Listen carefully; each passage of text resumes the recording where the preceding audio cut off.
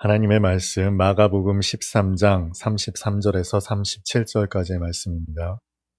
주의하라 깨어있으라 그때가 언제인지 알지 못함이라. 가령 사람이 집을 떠나 타국으로 갈 때에 그 종들에게 권한을 주어 각각 사물을 맡기며 문지기에게 깨어있으라 명함과 같으니 그러므로 깨어있으라 집주인이 언제 올는지 혹 저물 때일는지 밤중일는지 닭울 때일는지 새벽일는지 너희가 알지 못함이라. 그가 호련히 와서 너희가 자는 것을 보지 않도록 하라. 깨어 있으라. 내가 너희에게 하는 이 말은 모든 사람에게 하는 말이니라 하시니라. 아멘. 1992년 지금으로부터 33년 전 전국에 173개 교회, 다른 기사에서는 166개 교회, 약 8천여 명의 신도들이 속해 있던 한 선교회가 있었습니다. 바로 다미 선교회입니다. 33년 전 1992년 10월 28일 그들은 휴거가 일어난다고 철석같이 믿고 있었습니다. 그래서 집에도 가지 않고 직장도 가지 않고 학교도 가지 않고 교회에 나와서 자신들이 공중에 들려 올려질 것이라는 확신을 가지고 아주 열렬히 기도하고 있었어요. 얼마나 큰 사건이었는지 9시 뉴스에도 보도될 만큼의 사건이었습니다. 당시 이 두려움이 얼마나 컸던지 무려 2명의 자살을 하는 사태도 벌어졌습니다. 그런데 그 결과는 잘 알고 있는 그대로입니다. 휴거는 없었습니다. 그 이후에도 휴거가 연기됐다는 등 여러 가지 해프닝도 있었지만 결국 거의 대부분의 사람들은 일상으로 돌아갔습니다. 이 휴거론을 주동했던 이장님 당시 목사는 휴거가 일어나지 않자 훗날 자신의 종말론이 잘못되었음을 시인하였습니다. 당시 저는 고등학생이었습니다. 간혹 뉴스로 이 소식을 접하면서 내심 불안한 마음이 없었다면 거짓말일 거예요. 혹시 저들이 맞는 건 아닌지, 나도 깨어 기도해야 하는 건 아닌지 하는 두려움에 사로잡혔던 그런 기억이 있습니다. 아마 많은 분들이 그 당시 9시 뉴스를 기억하실 거예요. 다미선교회 사람들이 흰 옷을 갖춰 입고 그 열렬히 기도하는 모습 있잖아요. 그 모습이 고스란히 공중파를 탔습니다.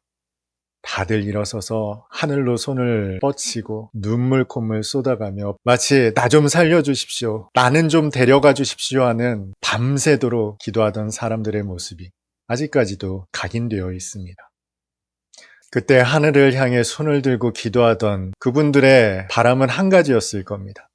주님, 저는 깨어 있습니다. 이 밤에 잠들지 않고 오직 다시 재림하시는 주님만을 고대하고 있습니다. 그러니 저만은 구원해 주십시오, 살려주십시오 하는 간절함을 담아 그렇게 열렬히 기도했겠죠. 그런데 그 모습이 보기에 좋으시던가요? 다른 사람은 몰라도 나만큼은 제발 살려주십시오 기도하던 그네들의 모습.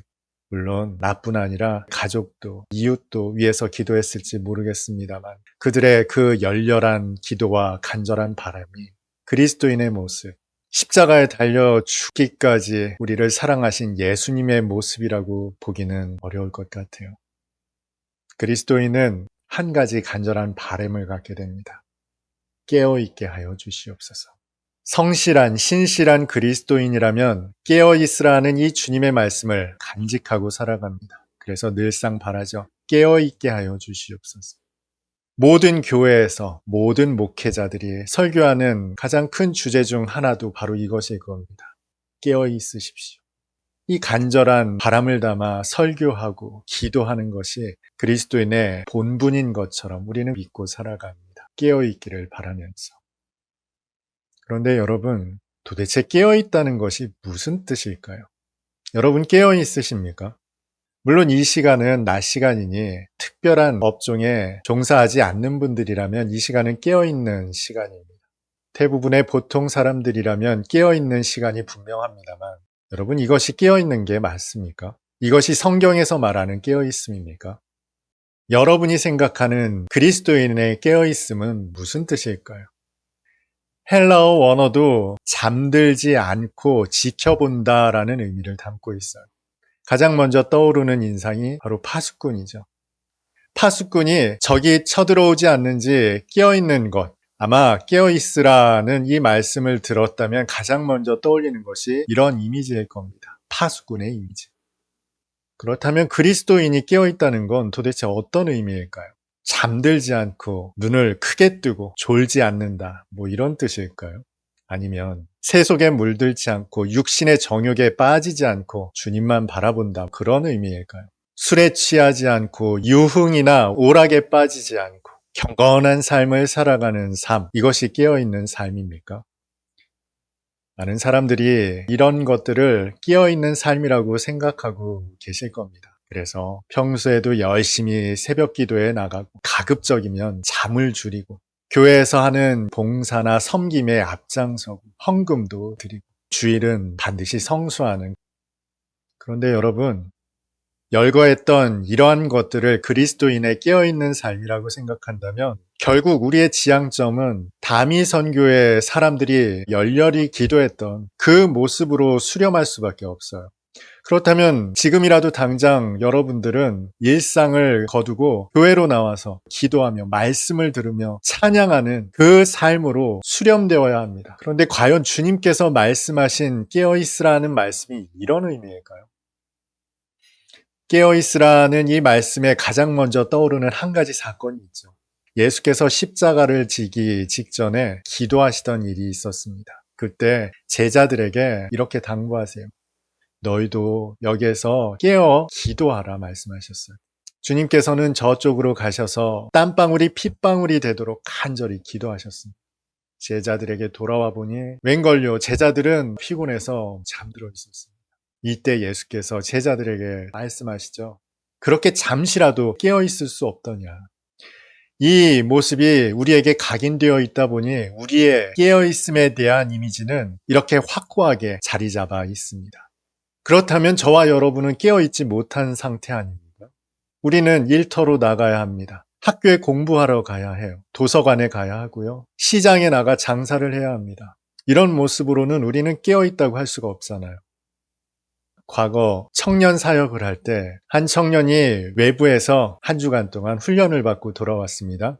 거기에서 이렇게 작정을 했던 모양이에요. 한 달 동안 릴레이로 기도하기로 시간을 작정했던 모양입니다. 이 청년은 다른 사람들이 가장 힘들어하는 새벽 2시에서 3시였는지 3시에서 4시였는지는 모르겠습니다만 그 시간에 일어나서 기도하겠노라 작정을 했던 모양이에요. 그러니 그의 일상이 어땠겠어요? 평소 같았으면 곤히 잠들어 있을 그 시간에 기도를 했겠죠. 약속한 시간을 지키기 위해서 부단히도 노력했어요. 얼마나 노력했는지 주일에 와서 만났는데 피곤이 역력하더라고요. 많은 그리스도인들의 깨어있음에 대한 인상이 이렇습니다. 다미선교의 사람들과 크게 다르지 않다는 거예요. 이것을 깨어있는 것이라고 생각한다는 겁니다. 그런데 주님께서도 아주 곤히 주무셨던 일이 있죠. 해가 지고 제자들에게 저 바다 건너편으로 가자 하시고는 배 고물에서 베개까지 베고 아주 깊이 잠드셨습니다. 풍랑이 일었고 배가 가라앉게 되었어요. 그럼에도 불구하고 아랑곳하지 않고 주님께서는 아주 깊이 잠들어 계셨습니다. 오히려 그때 제자들은 깨어 있었어요. 물에 빠져 죽지 않으려고 안간힘을 쓰고 있었습니다. 그런데 역설적으로 주님은 온전히 깨어 계셨고요. 제자들은 오히려 깨어 있지 못했습니다. 오늘 본문의 말씀이 그렇습니다. 주님께서는 계속해서 깨어 있으라 당부하세요. 강조하시는 이 주님의 말씀만을 듣고 돌아간다면 우리는 또 우리가 가지고 있는 이 인상에서 벗어나지 못할 겁니다. 허벅지를 꼬집으면서 잠은 줄여야지 하면서 이 깨어있음의 환상에 사로잡힌 신앙생활을 하게 될 거예요. 도대체 깨어있다는 게 무슨 뜻일까요? 한 꼬마가 있었습니다. 놀이터에서 놀고 있어요. 그런데 이 꼬마가 놀만한 시간은 아닙니다. 해는 졌고 같이 놀던 친구들은 죄다 집으로 돌아갔습니다. 저녁 먹을 때였거든요. 어둑어둑한 이 놀이터에서 아이는 혼자 남아서 모래로 집을 짓습니다. 다듬고 흙을 쓸어내며 혼자 놀고 있어요. 마치 그 집이 제 집이냐, 다 지으면 거기 들어가 살 것처럼 아주 정성스럽게 모래로 집을 짓습니다. 그런데 갑자기 저 멀리서 아들 하는 소리가 들리는 거예요. 엄마가 부릅니다. 심각했던 아이의 표정은 금세 밝아져서 엄마 하고 달려갑니다. 그리고는 털썩 안겨서 집으로 돌아갑니다. 이제까지 마치 제 집인 양 정성스럽게 만들던 이 모래로 만든 집 안중에도 없어요. 언제 그랬냐는 듯 엄마가 나타나자 엄마에게로 달려갑니다. 왜 그럴까요? 놀이터에서 집을 지었던 아이는 그저 시간을 때우고 있었을 뿐이에요. 온통 엄마를 기다리고 있었습니다. 엄마가 언제쯤 돌아오려나 아이는 계속해서 엄마만 기다리고 있었어요. 그러다가 엄마가 불렀거든요. 아들 하는 소리에 모래로 만든 집은 안중에도 없이 엄마에게 달려가서 엄마 손 잡고 집으로 돌아갑니다. 여러분, 이것이 깨어있는 것입니다. 이 아이가 깨어 있었던 거예요. 엄마가 불렀어요. 더 이상 놀이터는 아무 의미가 없어요. 시간 때우던 곳이었거든요. 아이는 어떻게 그렇게 벌떡 일어나서 미련 없이 달려갈 수 있었을까요? 파병 갔다 돌아온 남편, 아내, 아들과 상봉하는 가족의 영상을 본 일이 있어요. 여러분의 자녀들이 군대에 갔다 휴가 나오는 일이 있죠. 제대하는 일이 있습니다만 이들이 파견되는 곳은 언제 총알이 날아올 수도 있고 언제 폭탄이 터질 수도 있는 실전에 배치된 군인들입니다. 그 군인들을 가족으로 둔 사람들 얼마나 보고 싶겠어요.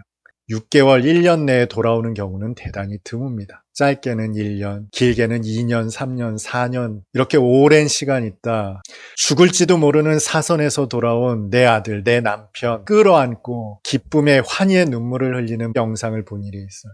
얼마나 반갑겠습니까? 포옹하는 모습만으로도 얼마나 뭉클한지 모릅니다. 여러분, 이게 깨어있는 거예요.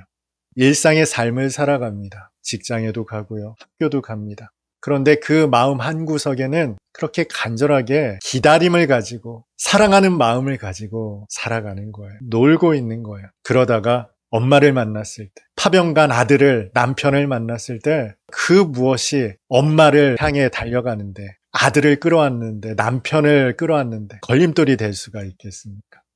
깨어있으라는 말씀은 바로 이런 의미입니다. 우리가 주님을 향해 깨어있다라는 것은요, 주님 언제 오실지 모르니까 긴장하고 잠들지 않고 주님 맞을 준비하라는 그런 의미가 아니에요. 이것은 율법주의가 남긴 생각입니다. 이런 주님을 기다리며 살아가는 긴장의 삶, 주님께서 이것을 우리에게 복음이라고 주시지 않았다고요. 주님은 은혜를 주셨죠. 하나님의 사랑을 주셨습니다. 그 은총을 깨닫게 하셨어요. 그저 지적으로만 알게 하신 것이 아니라 성령의 감동과 감화를 통해 마음속 깊이 깨닫게 하셨다는 말입니다. 그래서 하나님을 사랑할 수 있는 존재로 변화시키셨어요.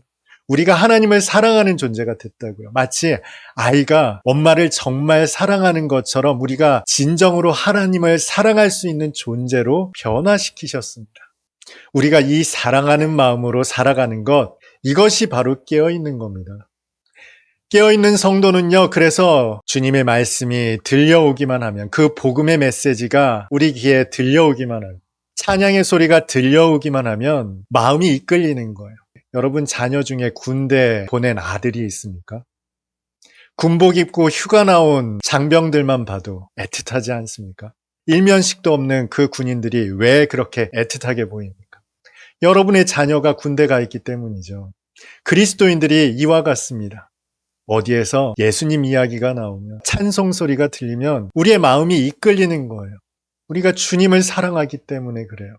주님의 이 깨어있으라는 이 말씀은요, 그래서 잠도 자지 말고 세속에도 물들지 말고 우리의 욕망에도 잠식되지 말고 긴장하며 경직된 상태로 오직 하나님만 바라라, 그 뜻이 아니에요.